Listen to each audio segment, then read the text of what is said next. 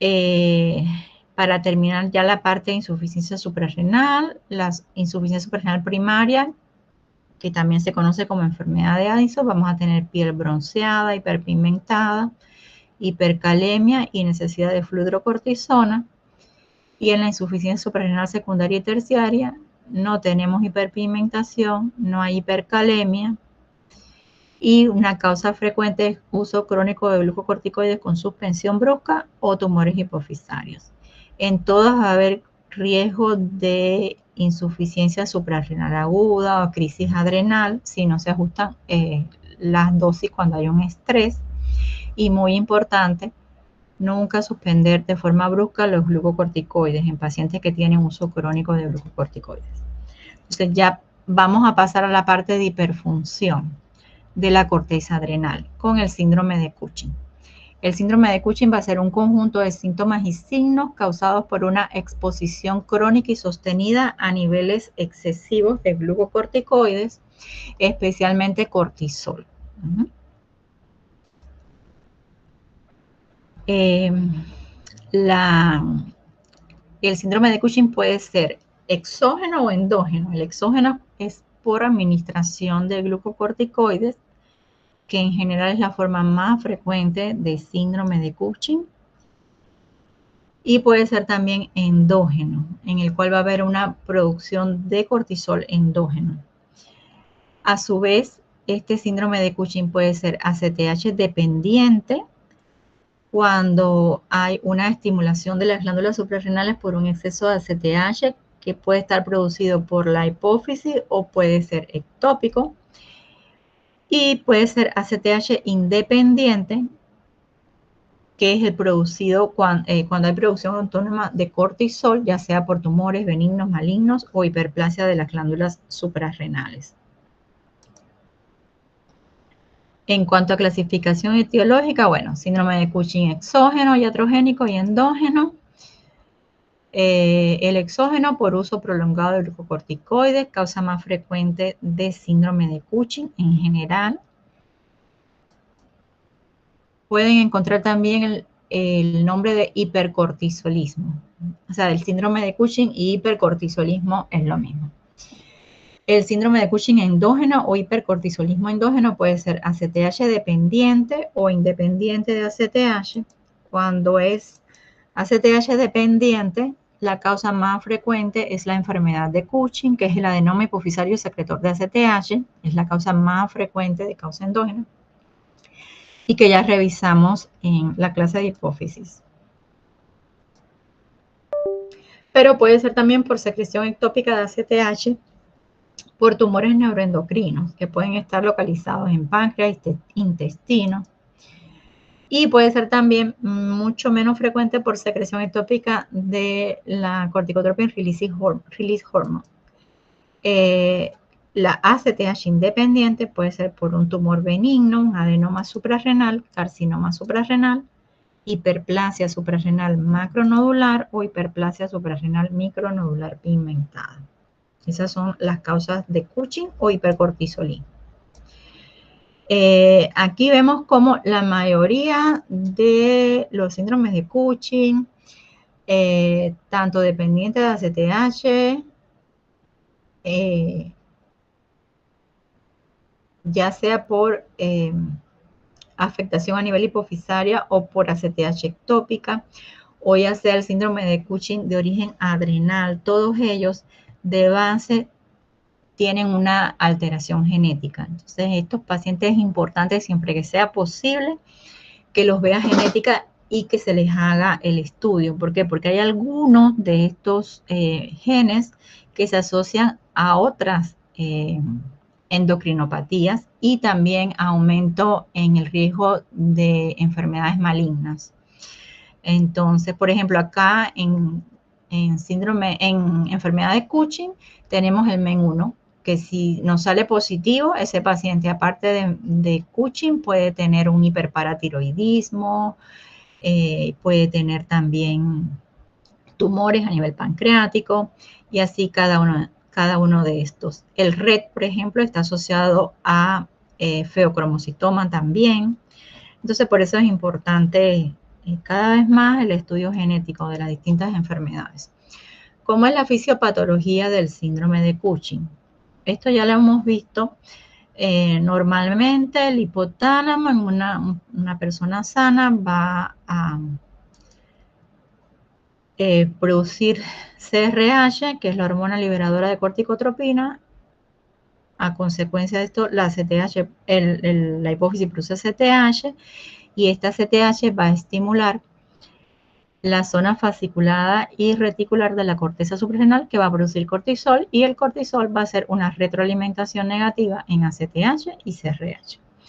Ahora, cuando hay una enfermedad de Cushing por adenoma hipofisario, que esa ya la vimos, lo primero que ocurre es aumento de ACTH. Esto va a llevar a un aumento en la producción de cortisol.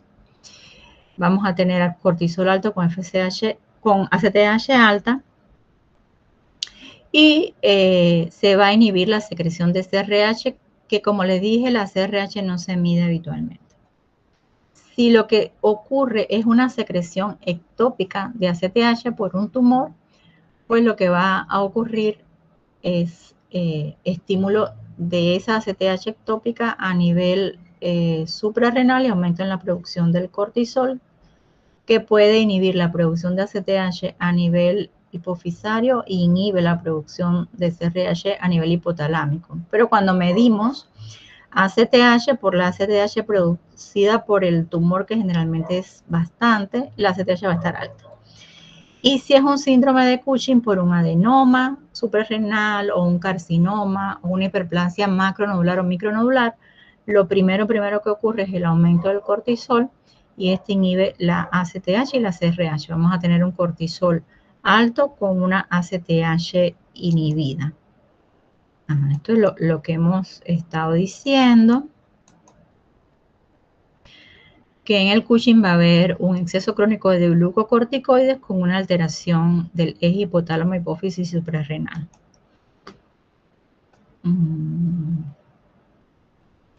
Entonces, si en el Cushing va a haber una pérdida del control del eje hipotálamo hipofisario suprarrenal por distintas causas, en el caso del adenoma hipofisario, este secreta CTH de manera autónoma, independientemente del valor del cortisol, y va a haber una hiperplasia suprarrenal bilateral con aumento en la producción de cortisol. Si es un tumor ectópico de ACTH-CRH, produce de forma autónoma ACTH-CRH, igual no va a haber retroalimentación negativa. Y si es un adenoma o un carcinoma suprarrenal, va a haber una producción de cortisol independientemente de los valores de CRH y ACTH. Y aquí sí va a haber una supresión de CRH y ACTH por retroalimentación negativa del cortisol, con la consiguiente atrofia de la suprarrenal contralateral. O sea, la suprarrenal que tiene el tumor, tiene su tumor que está produciendo mucho cortisol, y la otra suprarrenal se va a atrofiar. También va a haber una pérdida del ritmo circadiano, que esto es útil para la hora del diagnóstico. En el Cushing no hay ritmo circadiano, el cortisol puede estar elevado todo el tiempo, tanto de día como de noche, y no hay el nadir, la disminución nocturna de cortisol. Y esto se usa para las pruebas de cortisol salival nocturno para hacer diagnóstico de Cushing. ¿Cuáles son las consecuencias del exceso de cortisol? Bueno, a nivel metabólico va a haber hiperglicemia y diabetes esteroidea, aumento de la lipólisis con redistribución de grasa y la cara de luna llena, la obesidad centrípeta, la jiba dorsal. A nivel musculoesquelético hay catabolismo proteico, por lo que hay miopatía, debilidad proximal, hay osteoporosis. A nivel cutáneo, como hay disminución de la síntesis de colágeno, que es una proteína, la piel va a ser fina, va a haber estrías, violasia, quimosis. A nivel inmunológico hay supresión inmune y mayor riesgo de infecciones, y a nivel cardiovascular hay hipertensión por el efecto mineralocorticoide del cortisol. El cortisol a altas concentraciones, igual que la hidrocortisona, tiene efecto mineralocorticoide. Entonces, las manifestaciones clínicas del Cushing clásicas A nivel metabólico va a haber un aumento del peso, sobre todo obesidad troncal, con extremidades más delgadas, hiperglicemia, diabetes o intolerancia a la glucosa, hipertensión arterial, dislipidemia. A nivel musculoesquelético vamos a tener miopatía proximal, dificultad para pararse de una silla, para subir escaleras, osteoporosis, fracturas vertebrales. Y a nivel cutáneo es característica las equimosis, las estrías, violáceas. La hiperpigmentación solamente si hay una elevación de ACTH. O sea, sería solamente en la el síndrome de Cushing por exceso de ACTH, ya sea por un adenoma hipofisario o por ACTH ectópica. Y vamos a tener acné hirsutismo por el exceso de andrógenos adrenales. Acá vemos una foto de las estrías típicas del síndrome de Cushing, que son mayores de 1 centímetro, son violáceas, a diferencia de las estrías nacaradas, blancas nacaradas que se presentan, por ejemplo, en la obesidad. Es frecuente las manifestaciones neuropsiquiátricas en el Cushing, como depresión, la habilidad emocional y trastornos cognitivos. También es una causa de oligomenorrea e infertilidad. Y son frecuentes las infecciones micóticas y de otro tipo. Y es característico el retraso del crecimiento en los niños porque los glucocorticoides inhiben la secreción y acción de la hormona de crecimiento. Acá tenemos todos los síntomas que pueden aparecer en un Cushing y sus porcentajes. Y acá vemos un ejemplo de un niño que por un adenoma suprarrenal productor de cortisol comenzó a aumentar de peso, eso es típico, aumento de peso con retraso en el crecimiento, paró el crecimiento completamente, aparte de sus características fenotípicas que eran típicas, que vemos que tiene su talla baja, su obesidad central, tiene presencia de vello pubiano, y como después del tratamiento quirúrgico, él recobra otra vez su carril de crecimiento y disminuye el peso. ¿Cuándo sospechar un Cushing? Bueno, cuando vemos un paciente con una obesidad central, cuando hay hipertensión arterial de difícil control, diabetes o mellitus o intolerancia a la glucosa o prediabetes, cuando hay hematomas frecuentes, estrías violáceas como las que vimos en la foto, miopatía proximal, cuando hay hipocalcemia sin causa clara, osteoporosis precoz o fracturas patológicas sobre todo, y en los niños cuando hay detención de crecimiento con ganancia ponderal. Y es importante evaluar también pacientes con múltiples comorbilidades metabólicas en conjunto. Por ejemplo, un paciente con diabetes, además tiene dislipidemia, tiene hipocalcemia, también tiene osteoporosis, o sea, un paciente que tenga varias alteraciones endocrino-metabólicas juntas, también habría que sospechar. Entonces, ¿cómo hacemos el diagnóstico? Primero viene la sospecha clínica por el cuadro clínico y los laboratorios que le vamos a hacer. Después hacemos la confirmación del hipercortisolismo. Mínimo hay que hacer 2 pruebas. Puede ser 2 pruebas, una de cada una o 2 de la misma. Las pruebas son cortisol libre en orina de 24 horas, cortisol salival nocturno, que se basa en lo que les había comentado, que en el enfermedad de Cushing y síndrome de Cushing va a haber una ruptura del ritmo circadiano del cortisol y va a haber, no va a haber el nadir del cortisol a medianoche, entonces se le toma el cortisol salival al paciente entre 11 y 12 y la presencia de un cortisol salival nocturno elevado en 2 ocasiones hace el diagnóstico. Y si no tenemos este recurso, pues se hace un test que se llama test de supresión con 1 miligramo de dexametasona. Con esto llegamos al diagnóstico de hipercortisolismo y después hay que determinar la causa, si es ACTH dependiente, ACTH independiente, si es un adenoma suprarrenal, si es un carcinoma. Entonces, cuando hagamos los laboratorios, si la ACTH está baja y el cortisol alto, es una causa suprarrenal. Puede ser adenoma, carcinoma o hiperplasia micro o macronodular. Si el ACTH está alto con el cortisol alto, es una causa hipofisaria, enfermedad de Cushing, o es un tumor ectópico, tumor neuroendocrino productor de ACTH. ¿Qué vamos a hacer? Bueno, nos vamos a apoyar también de las imágenes, la resonancia magnética hipofisaria, si sospechamos una enfermedad de Cushing, o sea, un adenoma productor de ACTH, una tomografía suprarrenal si lo que sospechamos es un tumor suprarrenal. Y en casos dudosos se hace cateterismo de senos petrosos. Y en tumores ectópicos, que son muy raros, tumores ectópicos productores de ACTH o de CRH, se hace tomografía con PET scan. Acá vemos, bueno, imágenes de adenomas secretores de ACTH, que es lo que conocemos como enfermedad de Cushing, y aquí un adenoma suprarrenal productor de ACTH. Y aquí un resumen, que ya de esto hemos hablado. El Cushing puede ser Cushing o hipercortisolismo, puede ser exógeno o endógeno. Exógeno cuando esos glucocorticoides vienen de fuera, está tomando medicamentos, glucocorticoideos por una enfermedad, ya sea reumatológica, ya sea cáncer, sea alguna enfermedad renal crónica.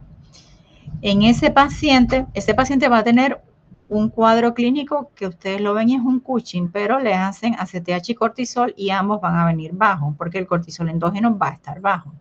Lo que va a estar alto es ya sea la prednisolona, la dexametasona, lo que el paciente esté tomando, que eso no es lo mismo que el cortisol endógeno. Entonces, si tenemos y además si el paciente tiene antecedentes que está tomando el medicamento, pues es fácil de diagnosticar. Cuando es un Cushing endógeno, si es ACTH dependiente, puede ser por un adenoma hipofisario, que es la enfermedad de Cushing, donde vamos a tener un ACTH y un cortisol elevado.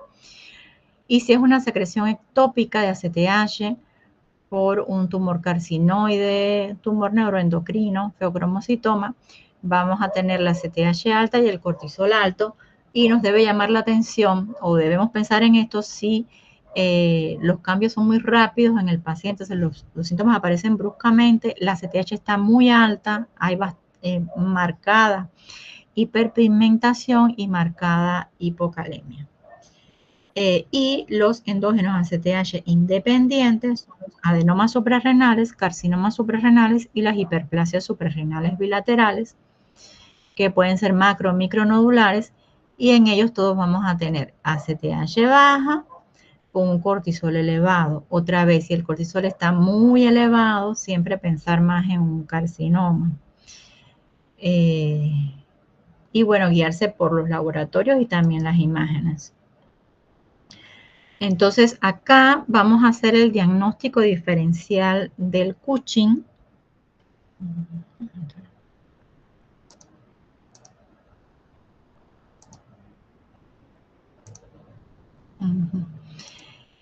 El diagnóstico diferencial del Cushing, vamos a ponerles acá, que era lo que les comentaba, que a veces las personas deprimidas pueden tener un cortisol alto. Entonces es importante tener en cuenta que no siempre que encontremos un cortisol alto el paciente va a tener un Cushing, puede tener un pseudo Cushing. Tanto en depresión como alcoholismo, obesidad, estrés crónico también es frecuente, el estrés crónico eleva el cortisol. Todas estas condiciones van a producir elevación del cortisol, pero no van a generar daño tisular y por tanto no se tratan. Por eso es importante diferenciar el verdadero Cushing del pseudo Cushing. El tratamiento del el síndrome de Cushing va a depender de la etiología. Si es una enfermedad de Cushing, que es el adenoma hipofisario, secretor de ACTH, el tratamiento de primera línea, cirugía transesfenoidal. Si es un adenoma suprarrenal, tratamiento quirúrgico, adrenalectomía unilateral. Si es carcinoma suprarrenal, generalmente es cirugía más quimioterapia. Y si es una secreción ectópica de ACTH, hay que localizar el tumor y hacer resección. La causa iatrogénica, que es cuando el paciente retira bruscamente glucocorticoides causados durante mucho tiempo. El tratamiento es retirar gradualmente los glucocorticoides, nunca suspenderlo abruptamente. Hay algunas opciones de tratamiento médico cuando no se puede hacer cirugía o en la espera de la cirugía, como el ketoconazol, la metilapona y los antagonistas de receptores de glucocorticoides. Las complicaciones de todos los hipercortisolismos o todos los síndromes de Cushing van a ser diabetes mellitus, hipertensión refractaria, osteoporosis y fracturas, infecciones graves, trombosis venosas, insuficiencia adrenal postquirúrgica que puede ser transitoria o permanente. El pronóstico va a depender del tratamiento y de la causa. En el caso de la enfermedad de Cushing se puede curar con cirugía hasta un 90% de los casos. Y todas las causas de síndrome de Cushing tienen un mayor riesgo de morbilidad y mortalidad cardiovascular si no se tratan. Entonces, bueno, hasta acá la parte de adrenales, y yo creo que sí les vamos a poder dar la parte de gónadas. Y si es así, ya mañana no nos conectaríamos. Déjenme cambiar. No sé si ven el otro PowerPoint, ¿lo están viendo o no? No, doctora. No,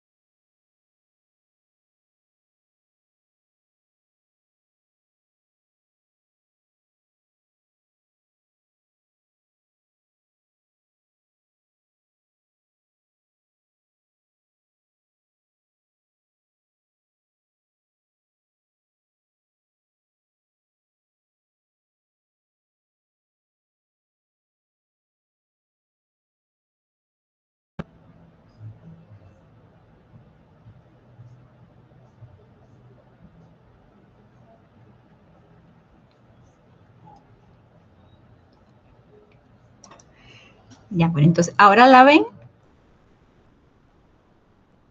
Sí, doctora. Sí. Vamos entonces a ver la parte de gónadas, que es más corta. Bueno, igual siempre para ver la patología hay que ver, bueno, la base de anatomía y fisiología, así que vamos a hablar un poquito de esto. Las células germinales, desde el punto de vista embriológico, las células germinales se van a identificar ya en las semanas 3 y 4 de la gestación. Entonces, ellas van a migrar a la cresta gonadal y ahí es donde se va a producir la diferenciación. O sea, migran hasta la cresta gonadal y ahí es donde se produce la diferenciación de la gónada primitiva. La diferenciación de una gónada primitiva ovario o testículo va a depender de la presencia de un gen, que es el gen SRY, o determinante testicular, que se encuentra en el cromosoma Y. Entonces, si la persona tiene gen SRY, esa gónada primitiva se diferencia a testículo. Si la persona no tiene SRY, la gónada primitiva se va a diferenciar a ovario. Y eso es lo que va a ocurrir en el caso de la diferenciación ovárica. Ya entonces, ¿cómo ocurre la ovogénesis intrauterina? En la semana 16 ya hay folículos primordiales, en la semana 20 ya hay hasta 7 millones de células germinales, y al nacimiento ya varias de estas células involucionan y solamente quedan 1 o 2 millones. Y de esos 1 o 2 millones, folículos primordiales, en la pubertad tenemos de 300.000 a 400.000 ovocitos, y ellos van disminuyendo de forma progresiva hasta la menopausia, cuando ya no hay ovocitos.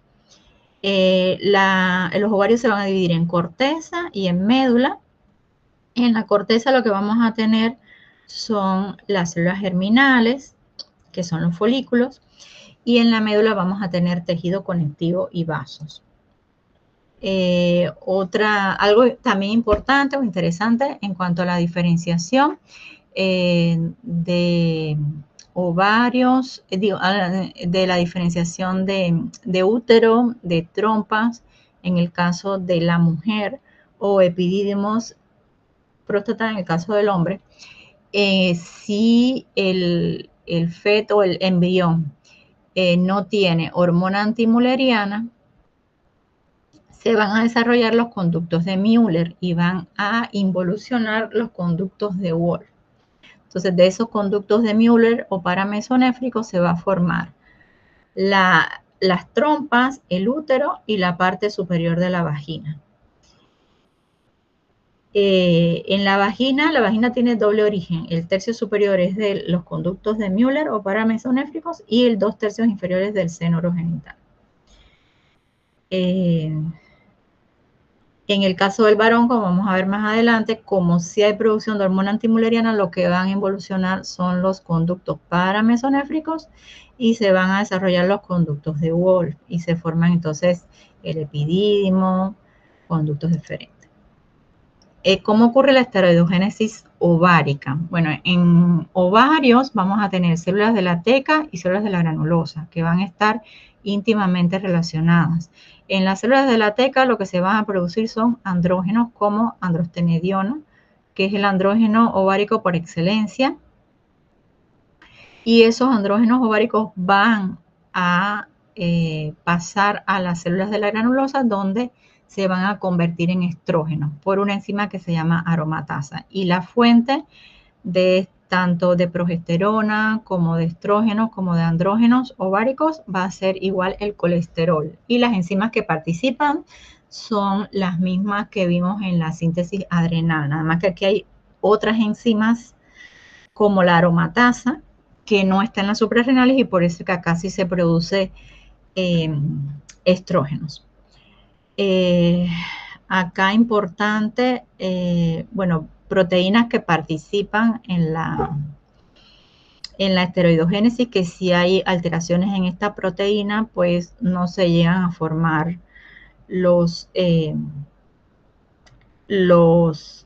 tanto andrógenos como estrógenos como progesterona.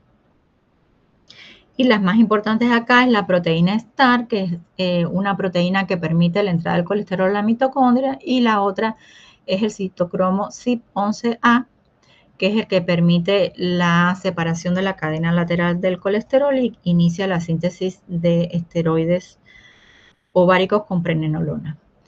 Bueno, el control hormonal lo vamos a ver acá mejor. Entonces, ¿cómo se regula el eje hipotálamo, hipófisis, ovario? Como todo, a nivel del hipotálamo se va a producir una hormona que se llama GnRH, o hormona liberadora de gonadotropina.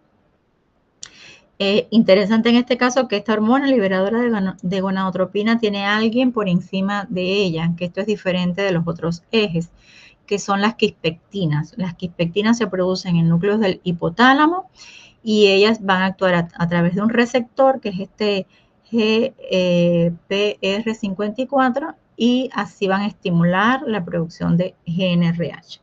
Entonces, esta GnRH va a estimular la hipófisis a producir FSH y LH. ¿Y cómo una sola hormona puede estimular dos hormonas diferentes? Bueno, si los pulsos de GnRH son lentos, se produce más FSH. Y si son rápidos, lo que se produce es LH. Y tanto la FSH como la LH van a actuar en las gónadas femeninas. En este caso, la FSH estimula la foliculogénesis y la maduración del folículo. Y la LH estimula la síntesis de estrógenos, testosterona y progesterona.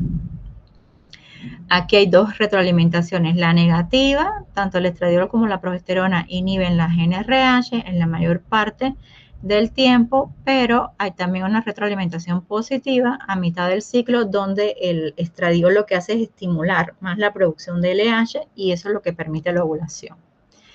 En cuanto a la fase del ciclo menstrual, tenemos la fase folicular que dura de 10 a 14 días, donde se produce el crecimiento y la maduración del folículo y se producen los estrógenos en estas células de la granulosa que están en los folículos.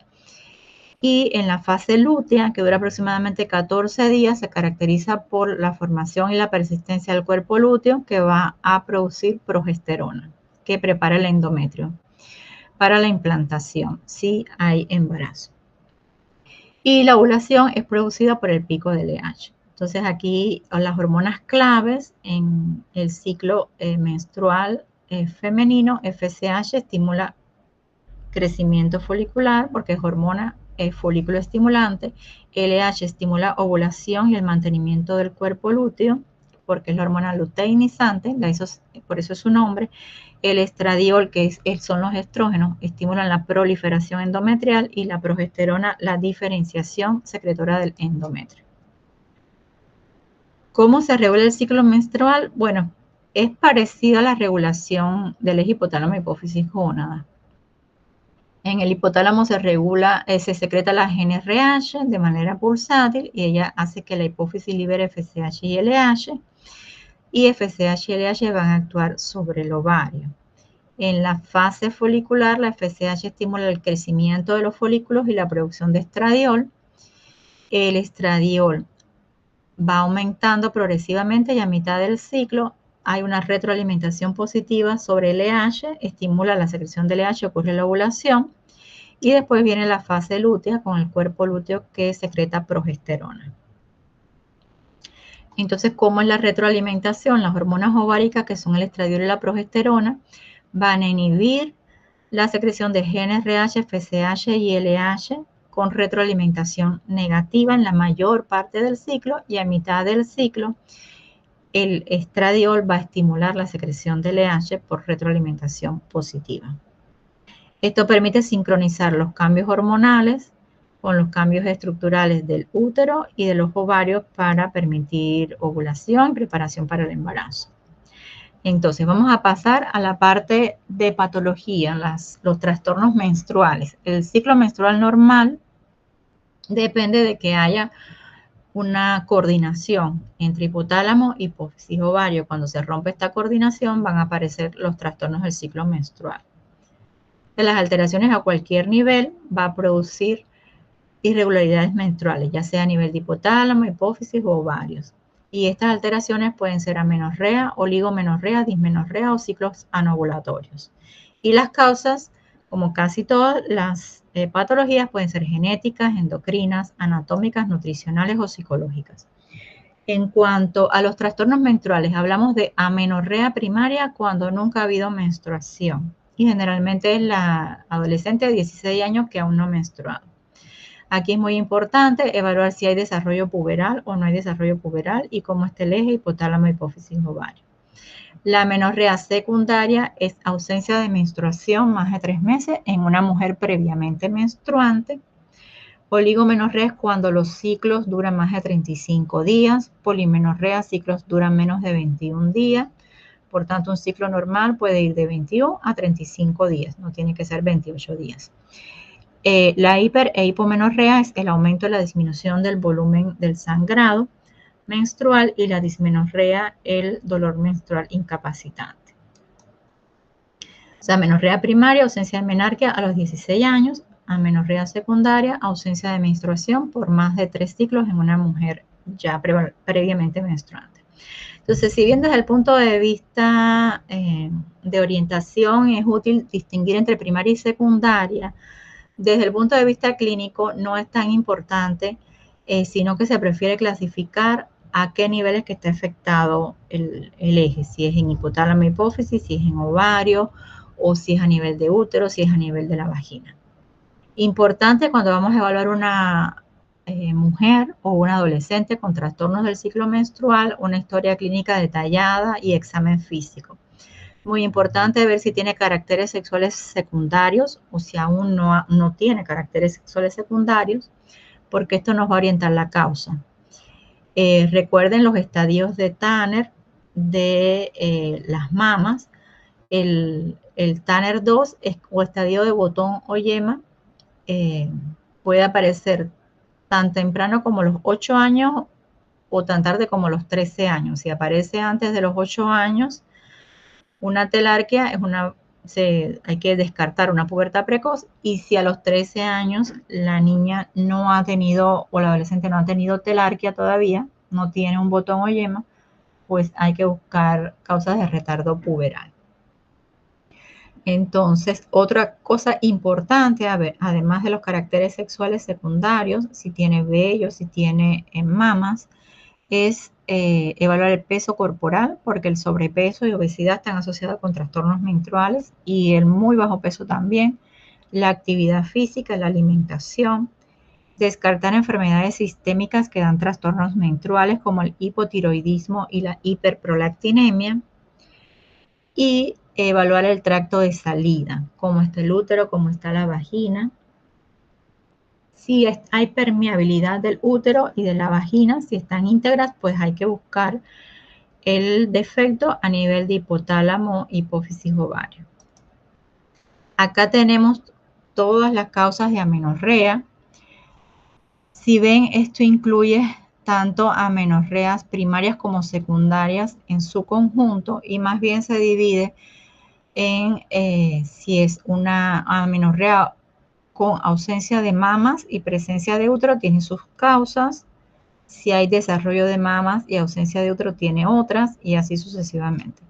Cuando hay ausencia de mamas, o sea, una mujer que no ha tenido, todavía no tiene telarquía y tiene su útero íntegro, hay que buscar una insuficiencia gonadal, ya sea, por ejemplo, porque no se formó la gónada, agenesia gonadal, o una disgenesia gonadal, que la clásica es el síndrome de Turner 45X, pero hay otras disgenesias gonadales.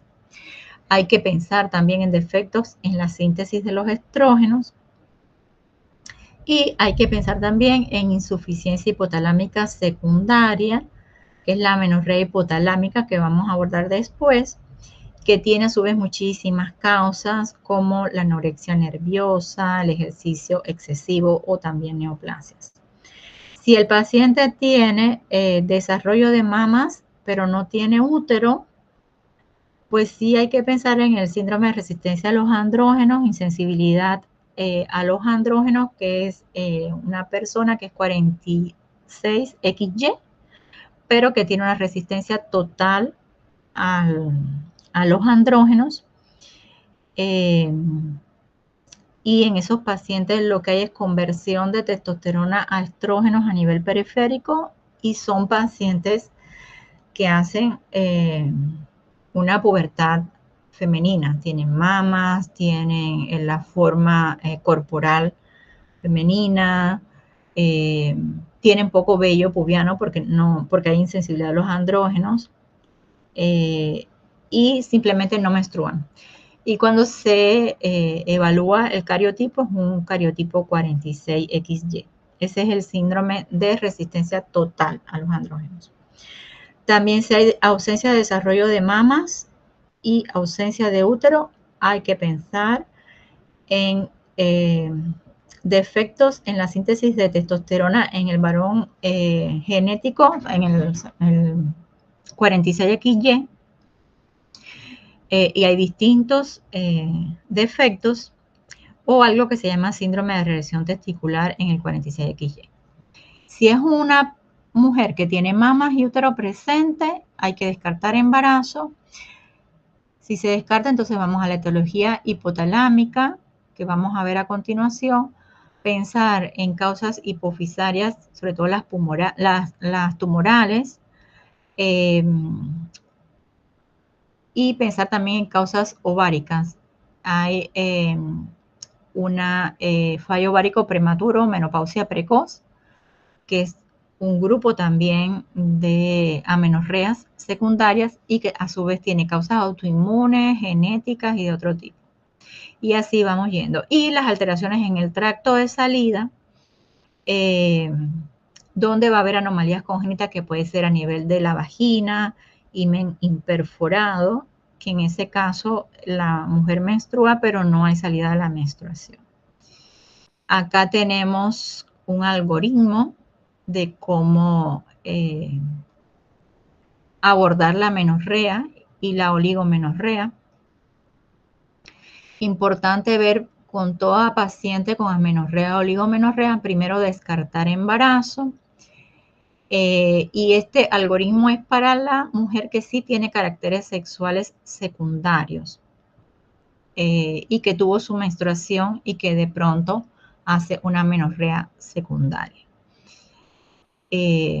Porque ya vimos que si la paciente no tiene desarrollo de caracteres sexuales secundarios, hay que pensar en otras causas.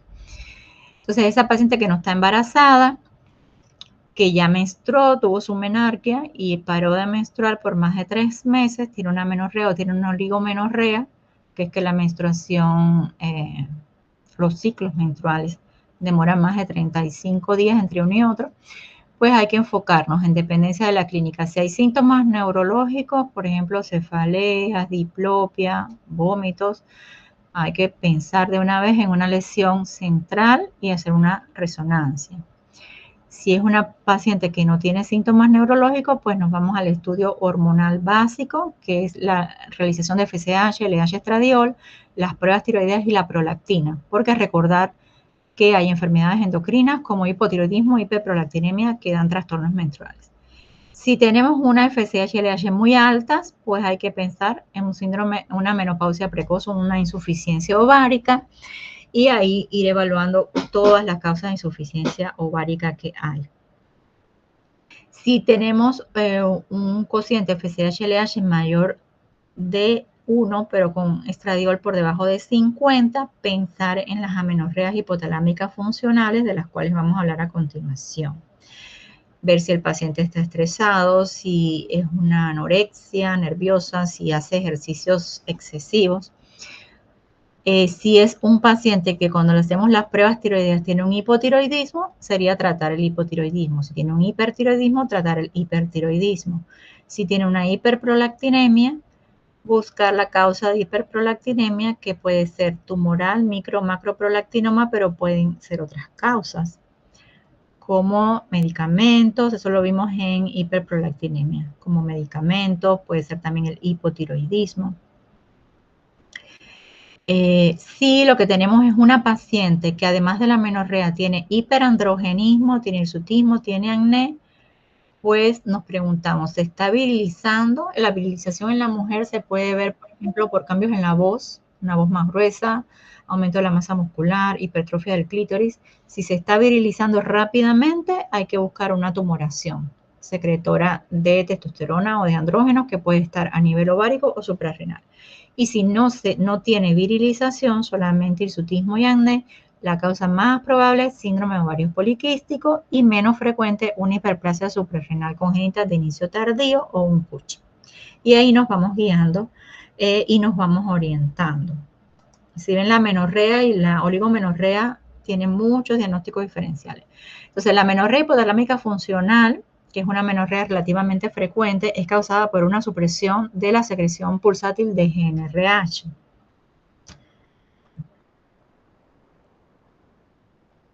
A ver, creo que alguien quiere entrar.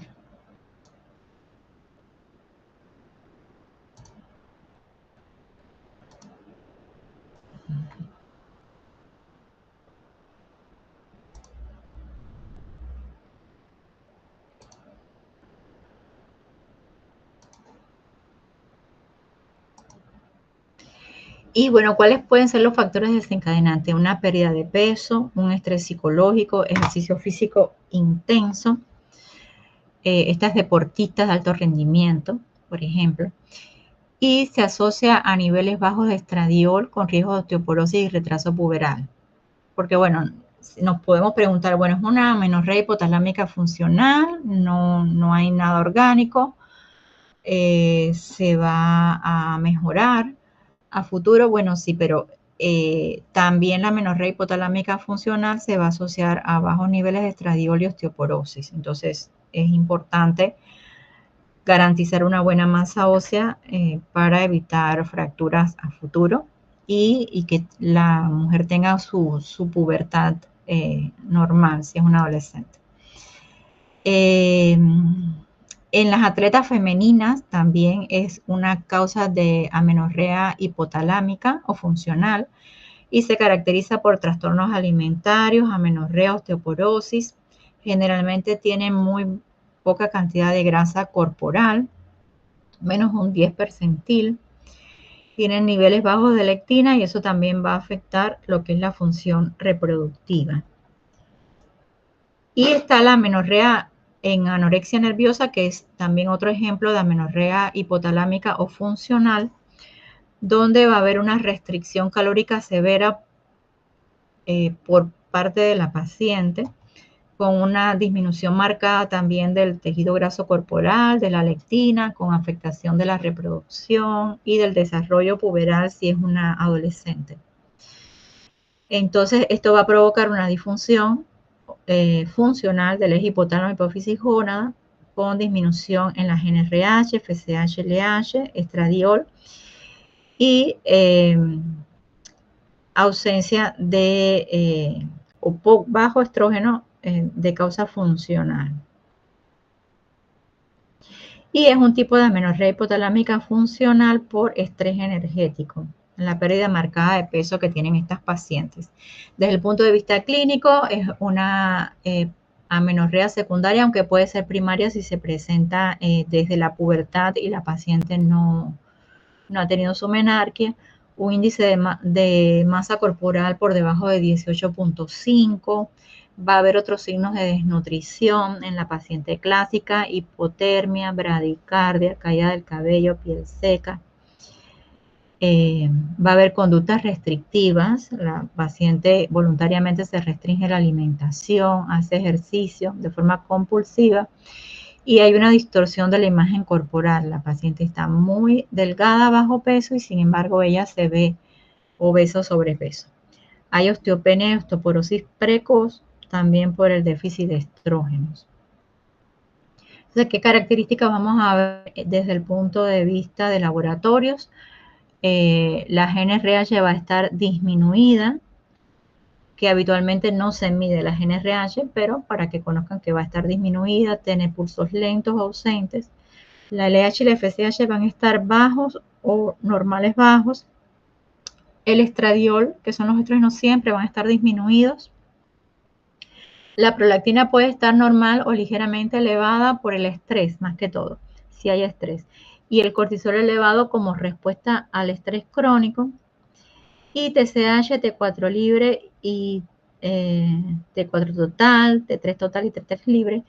Lo que podemos encontrar es una T3 libre baja, pero como parte de un síndrome de enfermo tiroideo. O sea, no es un verdadero hipotiroidismo, así que no, solamente es una respuesta de defensa del organismo que disminuye la secreción de TSH, T3 y T4, disminuye el metabolismo basal ante la pérdida de peso marcada.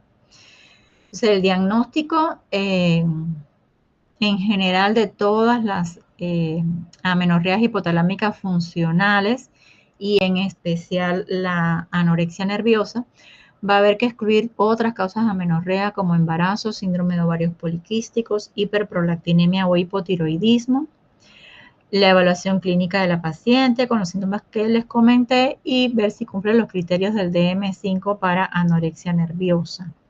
Estos pacientes hay que enviarlos con psiquiatría, pseudopsiquiatría, para su manejo. El perfil hormonal, bueno, tenemos FSH, LH bajas o normales con un estradiol bajo, la prolactina que va a estar normal o discretamente elevada, una TSH que puede estar normal o baja, con una T3 libre baja, pero no por un hipotiroidismo, sino el síndrome de enfermo tiroideo. Y la densitometría ósea que se debe hacer en toda paciente que tiene amenorrea por más de 3 meses o signos de hipoestrogenismo que podemos encontrar osteopenia, osteoporosis. El tratamiento, en el caso de las pacientes con anorexia nerviosa, la meta es restaurar el peso corporal saludable, recuperar su peso, o sea, un índice de masa corporal normal, normopeso, y aumentar masa grasa hasta un 20%, más de un 20%. Y con este tratamiento se logra que retorne la menstruación y desaparezcan todas las complicaciones. Importante la parte de psicoterapia, de psiquiatría o psiquiatría, según el caso. De inicio no se recomiendan los anticonceptivos orales porque sí es verdad que pueden inducir la menstruación, pero no corrigen la causa y no mejoran la masa ósea. Sigue la osteopenia y osteoporosis. Sí se les recomienda calcio, vitamina D y ejercicio moderado.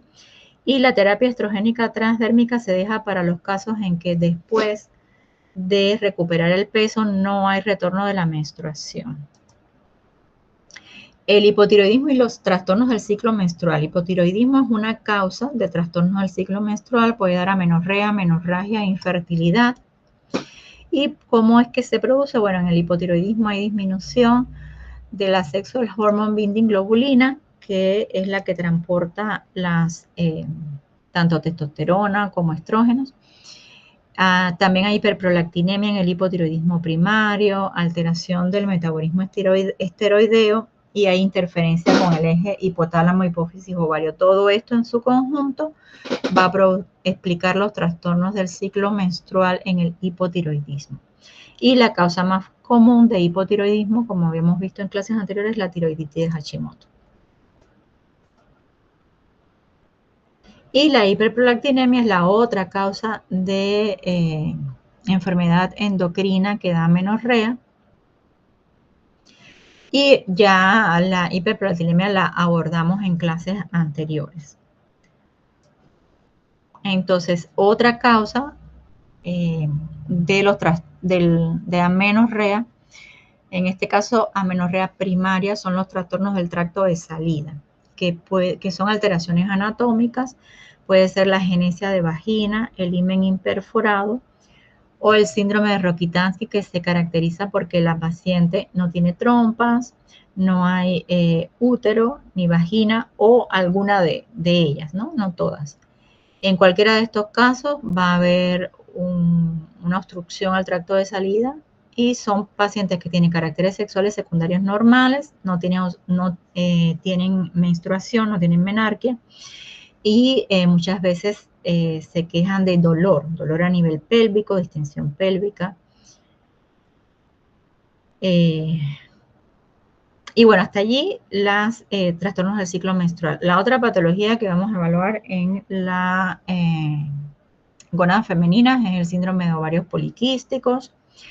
El síndrome de ovarios poliquísticos tiene criterios que se conocen como los criterios de Rotterdam y se va a definir por al menos 2 de los 3 criterios siguientes. Una paciente con una anovulación crónica o disfunción anovulatoria que se puede expresar como una oligomenorrea o amenorrea, que ya abordamos anteriormente.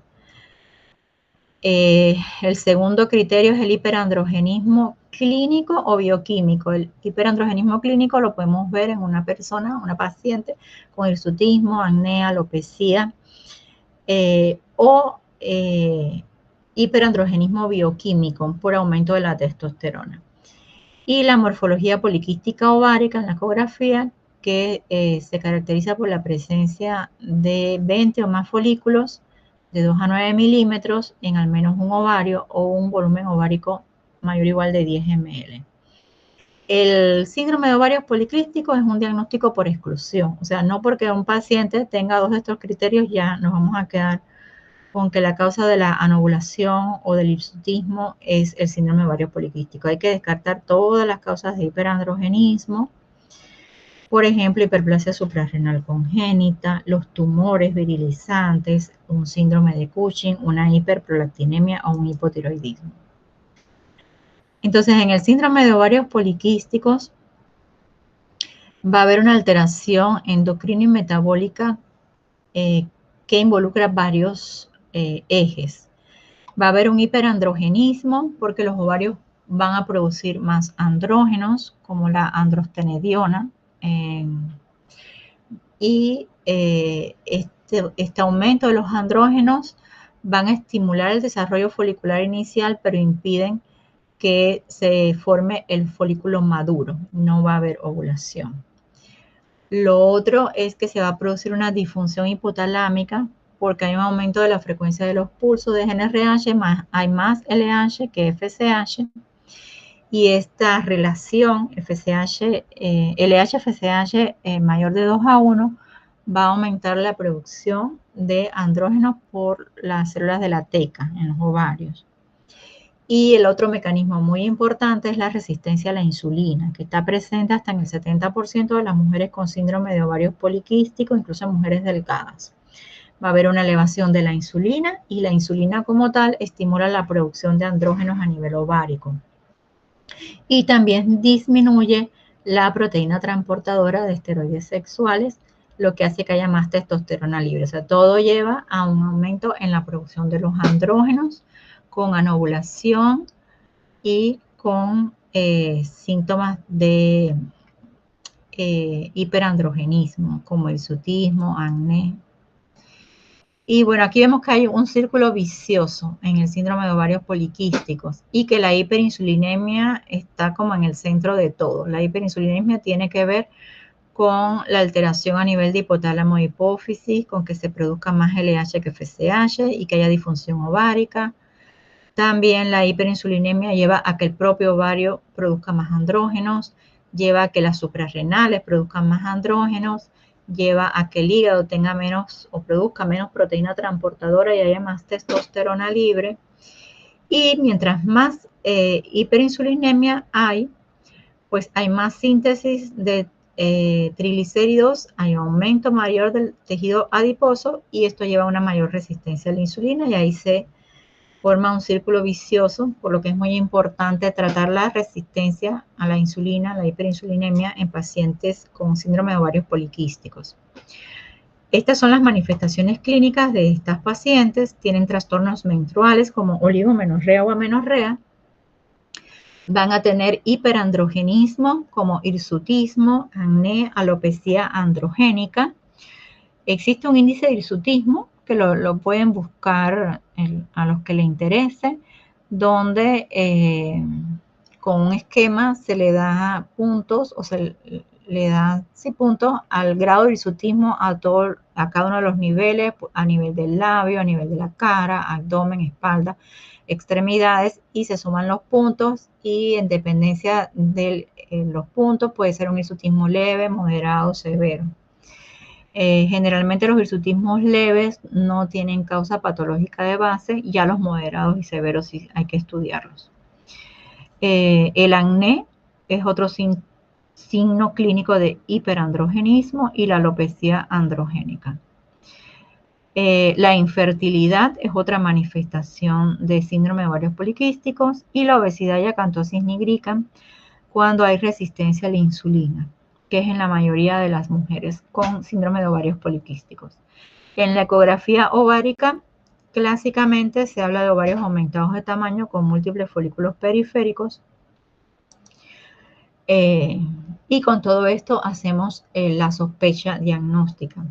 Entonces, sospechamos primero por la clínica que el paciente puede tener un síndrome de ovarios poliquísticos por cualquiera de estas alteraciones como oligomenorrea, amenorrea, hirsutismo o infertilidad.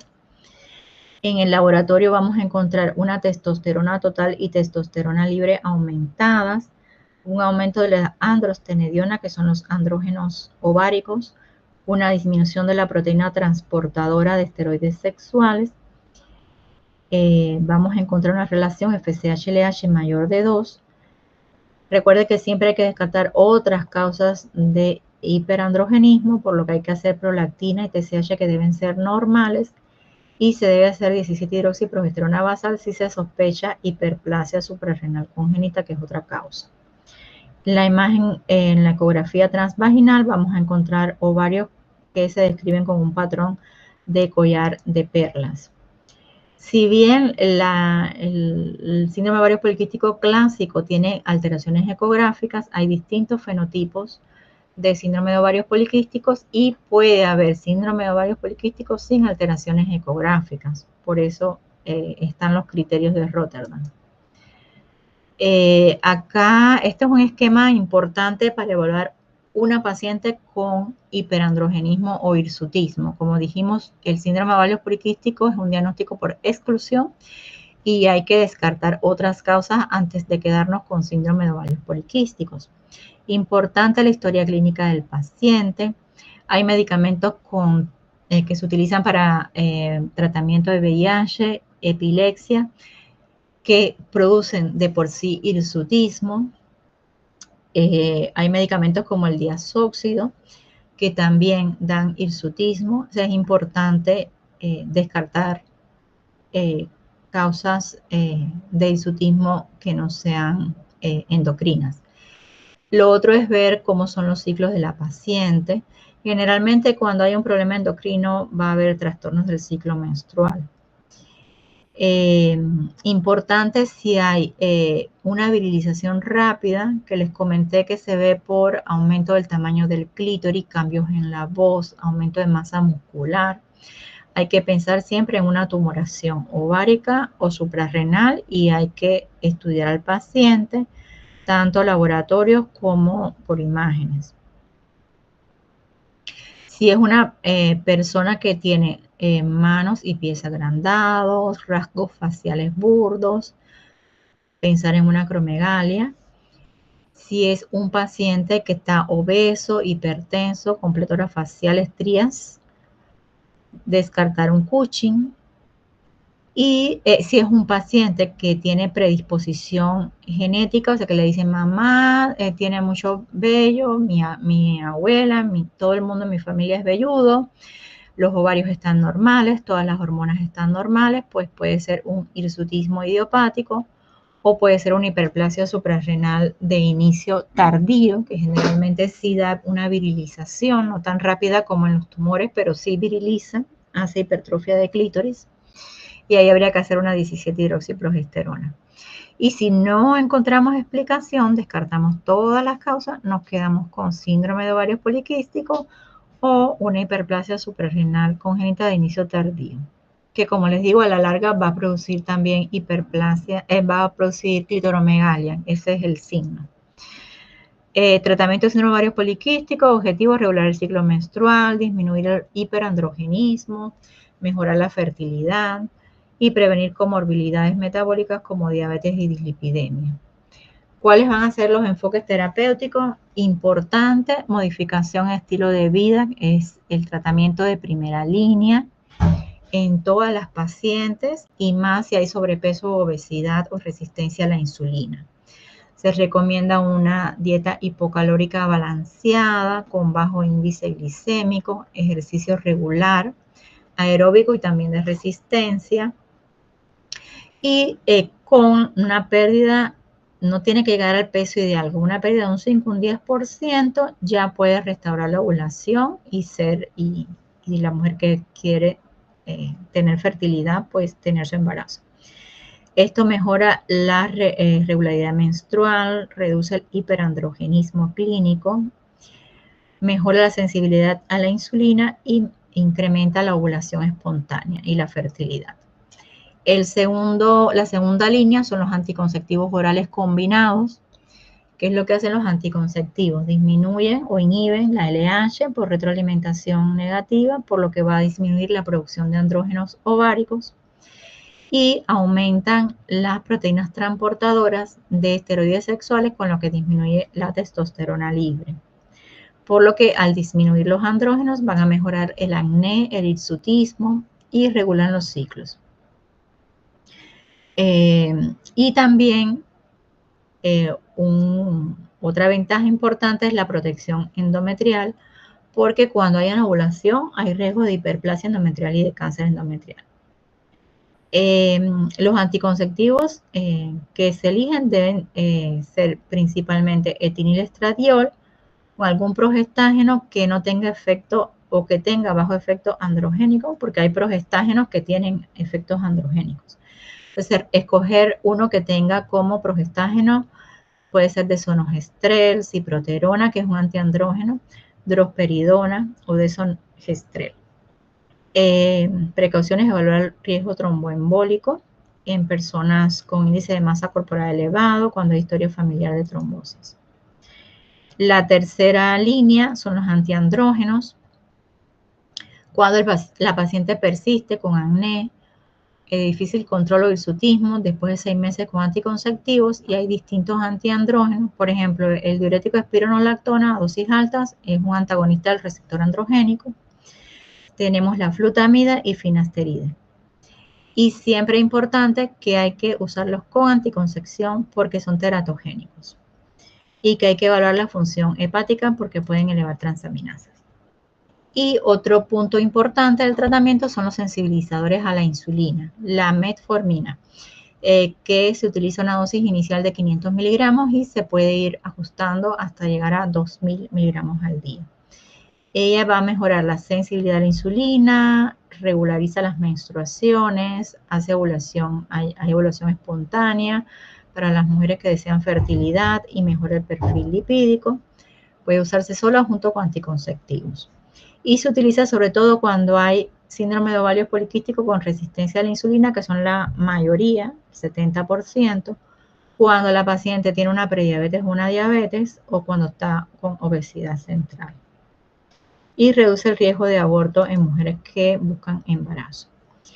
En las mujeres que buscan embarazo hay que hacer inducción de ovulación.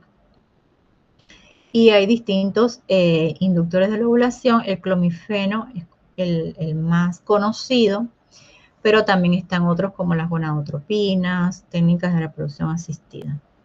Los tratamientos estéticos es para quitar el vello que está, porque el tratamiento con hormonal va a evitar la salida de nuevo vello, pero para quitar el vello que ya está hay que hacer depilación, sobre todo depilación láser, electrodepilación, y tratamientos tópicos antiacné y antibióticos para el acné. Acá, bueno, resumiendo, el tratamiento principal depende de lo que quiera la paciente. Si lo que quiere es regularizar los ciclos, anticonceptivos o metformina o combinación de los dos. Si quiere controlar el hirsutismo y el acné, anticonceptivos con antiandrógenos. Si quiere buscar el embarazo, letrozol, clomifeno. Si la paciente tiene comorbilidades metabólicas, metformina y cambios de estilo de vida. Y para protección del endometrio, cuando hay una ovulación crónica, los anticonceptivos orales o los progestágenos.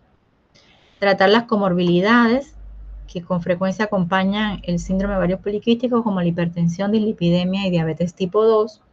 Vigilar y proteger el endometrio, sobre todo en mujeres con amenorrea prolongada, porque pueden tener hiperplasia endometrial y cáncer de endometrio. En ello es muy importante usar el uso de progestágenos o anticonceptivos orales. Seguimiento a largo plazo, ver la parte metabólica, que es muy importante: peso, índice de masa corporal, glicemia, insulina, glicosilada, perfil de lípidos, función hepática si se usan antiandrógenos, y apoyo psicológico. Conclusiones de las gónadas femeninas: el ciclo menstrual depende del eje neuroendocrino integrado, que incluye hipotálamo, hipófisis, ovario y útero, y la alteración a cualquiera de estos pasos da trastornos menstruales. La amenorrea, que puede ser primaria o secundaria, no es una enfermedad en sí misma, sino es un síntoma de diversas condiciones médicas que hay que evaluar y buscar la causa para tratarla. Las causas más frecuentes de amenorrea secundaria son el embarazo, el síndrome de ovarios poliquísticos, la hiperprolactinemia y las disfunciones hipotalámicas funcionales, como es el caso de la anorexia nerviosa, ejercicio extremo. El síndrome de ovarios poliquísticos es la causa más común de anovulación crónica y una de las principales causas de infertilidad femenina. Y hay que excluir otras causas antes de hacer el diagnóstico. Y la hiperprolactinemia, tanto funcional como en prolactinomas, puede inhibir el eje hipotálamo, hipófisis, gónada, y puede producir disfunción menstrual, infertilidad. El hipotiroidismo es otra causa de amenorrea. El diagnóstico diferencial de hiperandrogenismo debe incluir evaluación hormonal y estudios de imágenes cuando estén indicados. El tratamiento depende de los objetivos de la paciente. El enfoque debe ser integral y multidisciplinario y es importante la educación de la paciente. Entonces, vamos a pasar a la parte de testículos, que ya sería la última parte. En los testículos tenemos dos componentes principales, las células de Leydig que producen testosterona, las células de Leydig que van a producir testosterona, que son muy importantes para la diferenciación embrionaria de los genitales externos y internos a genitales externos e internos masculinos. Es muy importante la testosterona para el desarrollo sexual secundario masculino en la pubertad y para el mantenimiento de la libido. Y la otra parte importante de testículos son los túbulos seminíferos, donde se lleva a cabo la formación, la diferenciación de espermatogonias y formación de espermatozoides. Y la mayor parte del testículo está formado por túbulos seminíferos. Y en esta parte también vamos a tener las células de Sertoli, que vamos a ver que también tienen una función endocrina importante. Entonces, las células de Sertoli, ¿qué van a hacer? Van a hacer una barrera hematotesticular, pero también van a ser células endocrinas. Ellas producen varias hormonas como la inhibina B, la hormona antimuleriana y la proteína fijadora de andrógenos, que gracias a ella la concentración de testosterona dentro de los túbulos seminíferos es más alta que en sangre y por eso es que se puede hacer espermatogénesis a ese nivel. La regulación, también participa en la regulación de la espermatogénesis, las células de Sertoli, fagocitan células germinales dañadas, o sea, son como macrófagos. Y bueno, la espermatogénesis que se lleva a cabo en túbulos seminíferos es un proceso ordenado que dura aproximadamente 74 días y para que se lleve a cabo esa espermatogénesis tiene que haber concentraciones intratesticulares muy altas de testosterona, que son hasta 100 veces más altas que la sangre. Y eso se logra gracias a la proteína fijadora de andrógenos que es producida por las células de Sertoli. La inhibina, que también es producida por células de Sertoli, regula la FSH mediante retroalimentación negativa. Y la hormona antimuleriana es la que va a inhibir los conductos paramesonéfricos o de Müller en el embrión masculino y va a permitir la formación de los conductos de Wolff. O sea, la transformación de los conductos de Wolff en conductos deferentes, epidídimo. Doctora, disculpe que la interrumpa, es que tenemos una clase ahorita. Bueno, entonces nos quedamos acá. El viernes le termino la parte de de esta parte de acá y veríamos, toca diabetes. Para la próxima clase les toca el quiz. Entonces el quiz sería lo que hemos dado hasta ahora, hasta la parte de gónadas femeninas. No va a la parte de gónadas masculinas. Ese sería el próximo viernes a las 3. Entonces nos vemos el viernes a las 3. Si ustedes tienen posibilidades de iniciar antes, entonces me avisan y empezamos antes. Si no, entonces el viernes a las 3 con el quiz. Listo. Buenas tardes, doctora. Buenas tardes. Gracias, doctora.